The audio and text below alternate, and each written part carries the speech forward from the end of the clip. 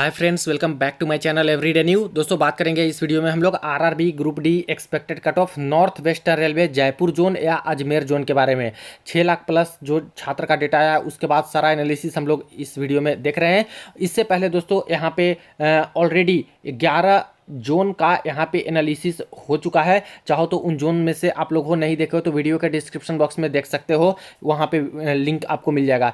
Jaipur zone से क्या यहाँ पे एक्यूरेसी के साथ एक्सपेक्टेड कट ऑफ रह सकता है, UR OBC SC ST EWS में सेफ स्कोर के बेसिस पर पीईटी के लिए कितना मार्क्स जरूरी होगा, फाइनल कट ऑफ कितना तक जा सकता है, नॉर्मलाइजेशन का इफेक्ट क्या यहाँ से रह सकता है। तो चलिए कंप्लीट एनालिसिस करते हैं। इससे पहले जो लोग चैनल पर नए हैं वो जल्द से जल्द चैनल को सब्सक्राइब करके बेल बटन दबा दीजिएगा रेलवे भर्ती की पल की अपडेट के लिए। अब देखिए फ्रेंड्स, ये रहा आरआरसी आपका जो नॉर्थ वेस्टर्न रेलवे हो गया जयपुर, या फिर इसको कह ले यहाँ पे आरआरबी के टर्म में अजमेर। तो इसका यहाँ पे मार्क्स का डिस्ट्रीब्यूशन, इससे पहले जो 11 जोन का यहाँ पे एनालिसिस हो चुका है उनका देख सकते हो, डिस्क्रिप्शन बॉक्स में लिंक मिल जाएगा, वहाँ से जाकर पर्टिकुलर जोन का सिलेक्ट करके आप लोग देख सकते हो। ठीक है, अब यहाँ पे देखते हैं तो मार्क्स का डिस्ट्रीब्यूशन से पहले तो वैकेंसी देखना होगा। तो ये रहा जयपुर जोन की वैकेंसी टेबल या अजमेर जोन की वैकेंसी टेबल, जिसमें टोटल जो वैकेंसी था वो 1433 है। 797 यूआर के लिए, एससी के लिए 191, एसटी के लिए दोस्तों बहुत खराब ये जोन था, एक तरह से बहुत कम वैकेंसी दिया था, जबकि काफ़ी जोन में इससे ज़्यादा वैकेंसी था। ठीक है, ओबीसी की बात करें तो 217 और ईडब्ल्यूएस के लिए 151 वैकेंसी। तो कैटेगरी वाइज यहाँ पे बहुत अलग अलग है, कोई कैटेगरी को उतना अच्छा से मेंटेन नहीं कर पाए थे ये जोन। इसी तरह से बात करें हॉरिजॉन्टल रिजर्वेशन में तो 284 सीट तो यहाँ पे एक सर्विसमैन, सीसीए का 284 सीट, और बाकी यहाँ पे कुछ पीडब्ल्यूबीडी के खाते में भी जाएंगे जिनका पीईटी होने वाला नहीं है इन सभी का। ठीक है, अब इसमें से भी एक सर्विसमैन का मान के चल रहे हैं कि 50% मिल पाएंगे छात्र, 50% नहीं मिल पाएंगे। चूंकि दोस्तों इस बार पीईटी माफ है तो ज़्यादा छात्र एक सर्विसमैन के मिलेंगे, चूंकि वैकेंसी कम है तो यहाँ पे इतना ज़्यादा खाली इनकी सीट जाएगी नहीं। जैसे पिछला बार 2018 में 65,000 वैकेंसी थी तो सीट कई खाली गई थी।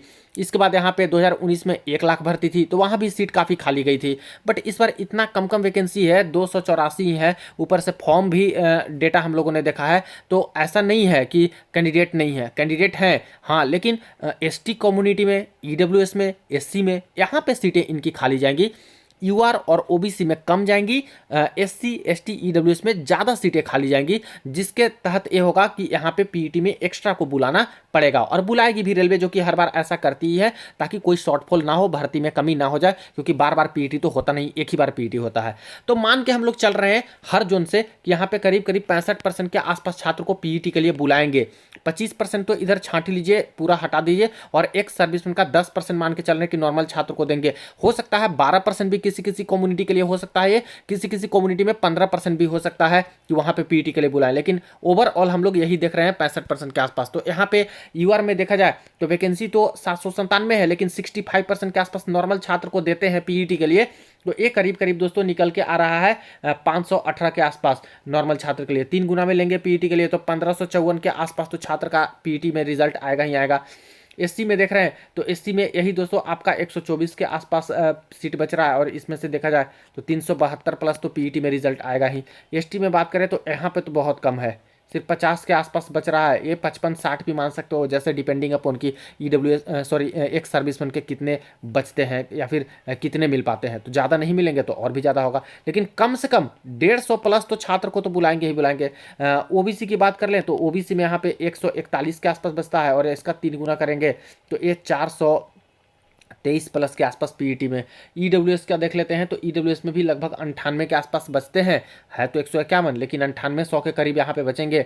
ठीक है, इससे ज़्यादा भी हो सकता है, लेकिन मिनिमम भी मान के कर रहे हैं तो 3 गुना के आसपास में तो 294 के आसपास तो छात्र का सिलेक्शन यहाँ पे होगा ही होगा पीईटी के लिए, इससे ज़्यादा भी हो सकता है।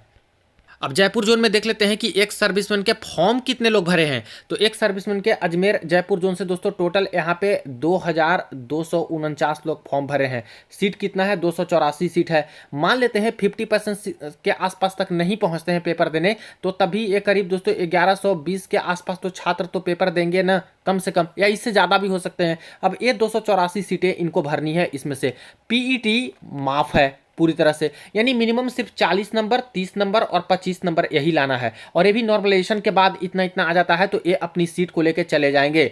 बट कुछ कैटेगरी में जैसे मैं बता रहा हूँ कि एससी का हो गया, एसटी का हो गया, ईडब्ल्यूएस के उतने लोग नहीं भरते हैं तो वो सीटें खाली होगी, तो उस कैटेगरी के सापेक्ष आपको एक्स्ट्रा पीईटी में बुलाया जाएगा, तो कुछ सीट खाली जाएगा। यूआर में, ओबीसी में तो नहीं लगता कि खाली जाएगा, यहाँ पे हो सकता है कि भर जाए, कुछ ही सीट मिल सकता है नॉर्मल को, नहीं तो भाई कैटेगरी में तो खाली जाएगा लग रहा है।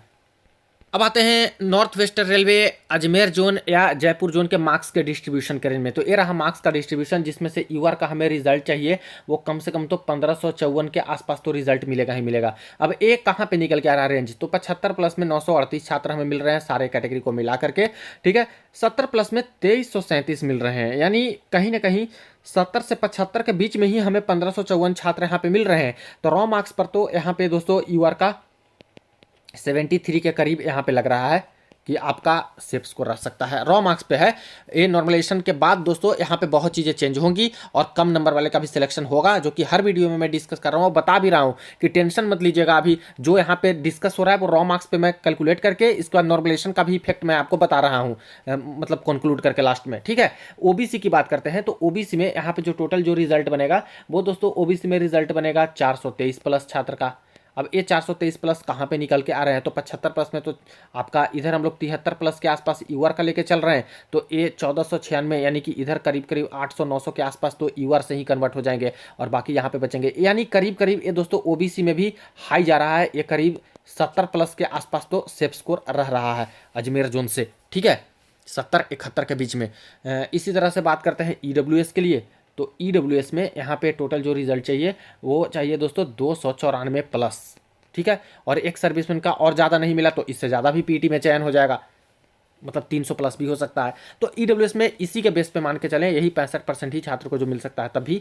तो 294 का रेंज हमें कहाँ पे मिल रहा है, ये दोस्तों हमें निकाल कर देगा ये 65 से 70 वाले बीच में 449 से, लेकिन कुछ छात्र हैं जो कि यहाँ पे यूआर से भी तो सीट लेंगे ना, तो वो माइनस कर दें यहाँ पे, तो एक करीब करीब बच जाएंगे दोस्तों ये आपका ईडब्ल्यूएस में ये 68 के करीब, जहाँ तक मुझे लग रहा है कि ये होगा 68 के आसपास तक सेफ स्कोर, ठीक है ईडब्ल्यूएस के लिए। एससी में देख लेते हैं, एससी में टोटल जो पहले रिजल्ट मिलेगा वो मिलेगा 372 प्लस, ठीक है। और यहाँ पे 372 प्लस का जो रेंज निकल के आएगा वो दोस्तों निकल के आएगा बिल्कुल यहाँ पे 527 वाले में, क्योंकि ऊपर से 73 के आसपास ले रहे हैं, तो इधर कई लोग हैं एससी वाले जो यूआर बन रहे हैं जिनके मार्क्स अच्छे अच्छे हैं, तो 372 यानी 400 के करीब मान के चलें तो ये लगभग 65 के आसपास तक निकलेगा, ठीक है। तो एसटी में यहाँ पे 65 प्लस तो सेफ स्कोर है दोस्तों रॉ मार्क्स पर। एसटी की बात कर लें, एसटी कम्युनिटी में यहाँ पे देखा जाए तो टोटल जो रिजल्ट मिलेगा वो 150 के करीब ही दोस्तों मिलेगा, क्योंकि वैकेंसी बहुत कम है, मतलब जितना देना चाहिए उतनी नहीं दी गई है इस बार अजमेर जैसे जोन में एसटी के लिए, क्योंकि रूल जो होता है सेंट्रल गवर्नमेंट का हर कैटेगरी को देना उतना फॉलो नहीं किया खास करके इस जोन ने। और यहाँ पे एसटी के लिए देख रहे हो कि बहुत कम लोग का चयन होने जा रहा है ऐसे जोन में जहाँ पे एसटी कम्युनिटी के बहुत लोग फॉर्म भरते हैं। देखिए फिर भी देखा जाए तो यहाँ पे एसटी कम्युनिटी से जो यहाँ पे डिस्ट्रीब्यूशन निकल के आ रहा है मार्क्स का, ये 150 के आसपास कहाँ तक मिलेंगे, ये दोस्तों मिलेंगे 65 से 70 के बीच में, ठीक है। और इसमें से कुछ छात्र हैं जो कि यहाँ पे यूआर में कन्वर्ट होंगे 30 प्लस 30 और इससे नीचे में भी 73-74 प्लस ऐसे वाले भी लोग जाएंगे, यानी कि ये निकल के आ जाएगा लगभग 65 के आसपास एसटी का भी लग रहा है सेफ स्कोर। तो किसी किसी जोन में आप अभी पटना जोन का देखा थोड़ी देर पहले, पटना जोन में क्या था 49-50 पर भी एसटी में हो रहा था, और भी कुछ कुछ जोन का 50 में, 52 में, 54 में, 56 में ऐसे हो रहा है। बट वहीं दोस्तों यहाँ पे डेंजर सिचुएशन है, खास करके अजमेर जोन में एसटी वालों के लिए बहुत टफ जा रहा है, यहाँ पे रॉ मार्क्स पे ही अभी ये हाल है।